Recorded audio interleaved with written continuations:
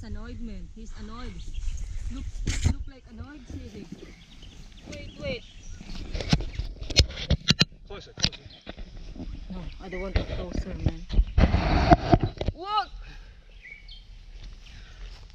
Whoa! Closer. I want. Closer. We'll put him back in there.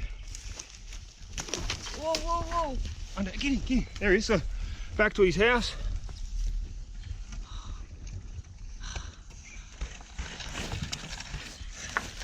He's in there, sweetie. Yeah, he's in there. All right.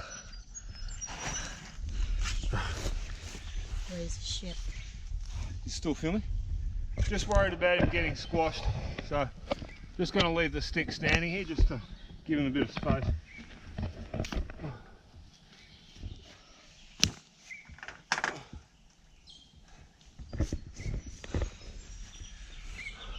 I think they don't know.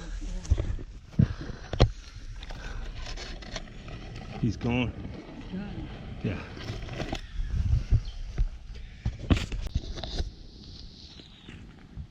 What if someone's living here? Welcome to the new Hillyberg tent. Massive vestibule. Look at the size of that, man. Huge.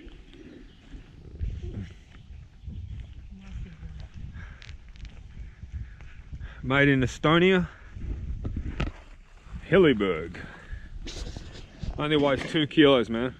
3-person tent, and that vestibule is so large you could probably have another 2 people in there, so all up easily a 5-person tent. Just got a couple of bricks here holding the gas can upright, and the steam off that can is going directly up out of the tent. Totem pole drip system. Not using the Sawyer Mini this time because I have been filtering with the Catadine pocket. There it is. Just out of a nearby pond.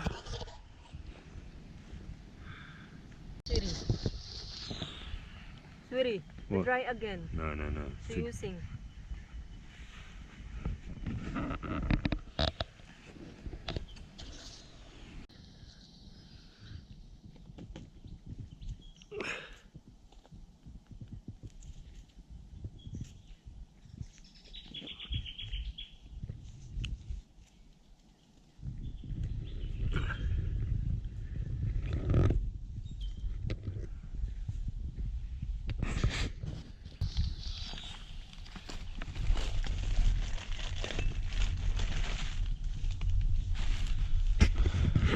Good morning, campers. Next morning. Obviously we have a little bit to learn about the Hillyberg tent. We did get a small amount of condensation on the inside of the fly. We did stay completely dry though. I think the reason for the condensation is there's literally no wind whatsoever at this campsite. The way I pitched it is I had the fly, you can see in this position how the fly is all the way down touching the ground. Like in future, I'll just make sure if we are at a windless campsite, I'll have the tent fly just slightly up on this stick here. I think eventually I'll probably attach a small string just here so I can tie it to that stick and make sure the tent flies up off the ground. Just show you some of the background of this campsite. We're camping in an abandoned farmhouse. Quite a few rusted old trucks here.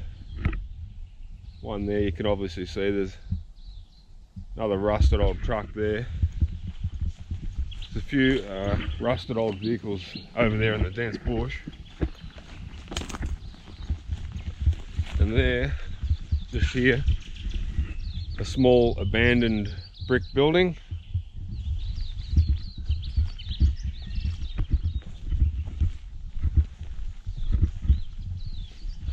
We wouldn't normally camp on land such as this, but we're waiting for low tide to come so we can make the next beach crossing. A couple of kilometres down the track,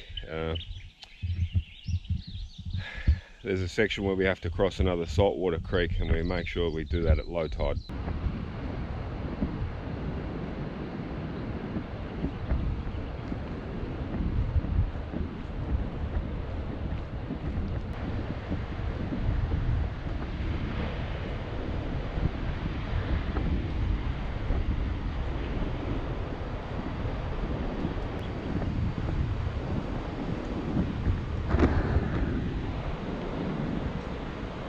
1 hour till low tide, campers. You can see the tide's coming out, but in 1 hour it will be at its lowest. This is one of the beaches you don't want to cross at high tide. You see the water recedes right back. So the water is a good 2 meters lower right now than it was at 7 AM this morning when it was high tide.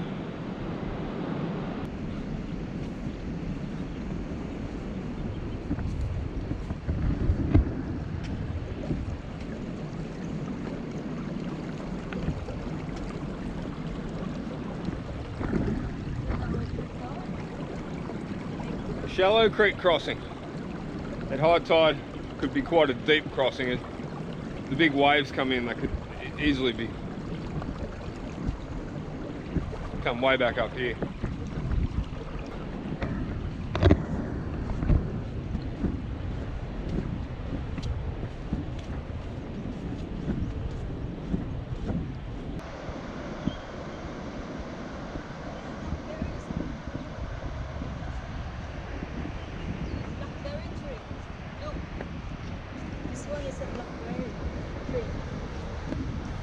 Blackberry trees, sweetie? Yeah, blackberry trees. But no fruit till March, yeah? Or February?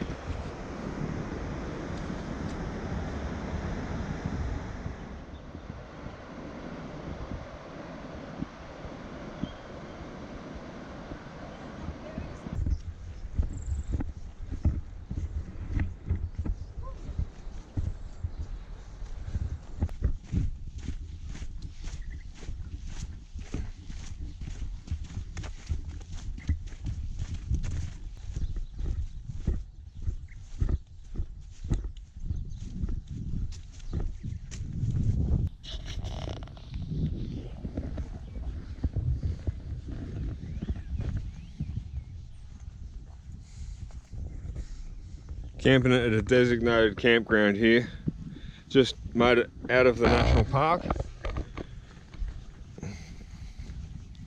Really nice windy spot here. Everything's drying really fast after that rain.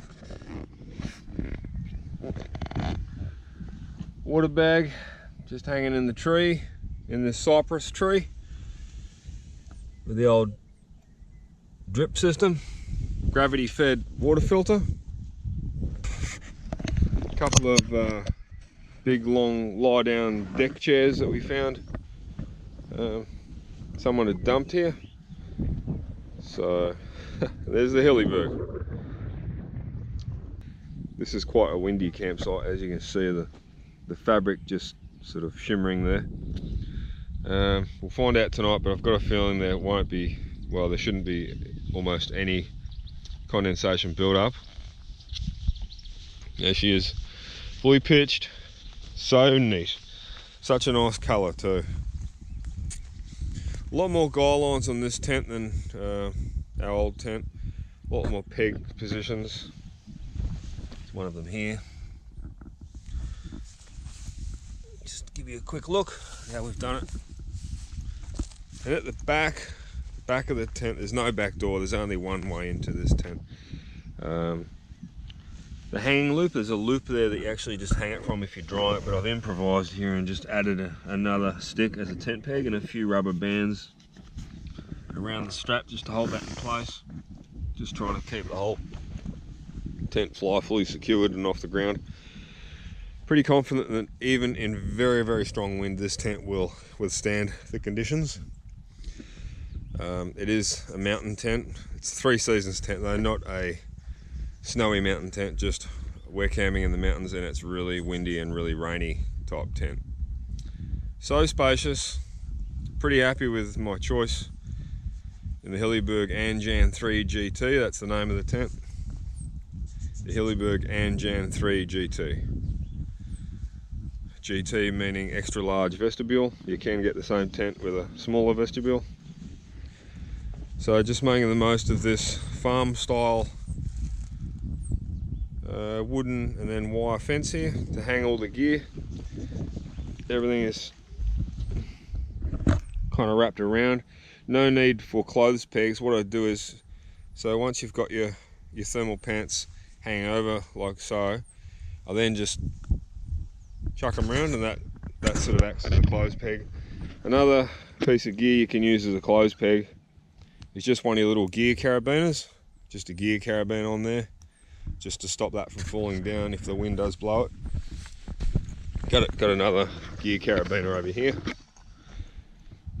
just on that pair of woolen thermal pants.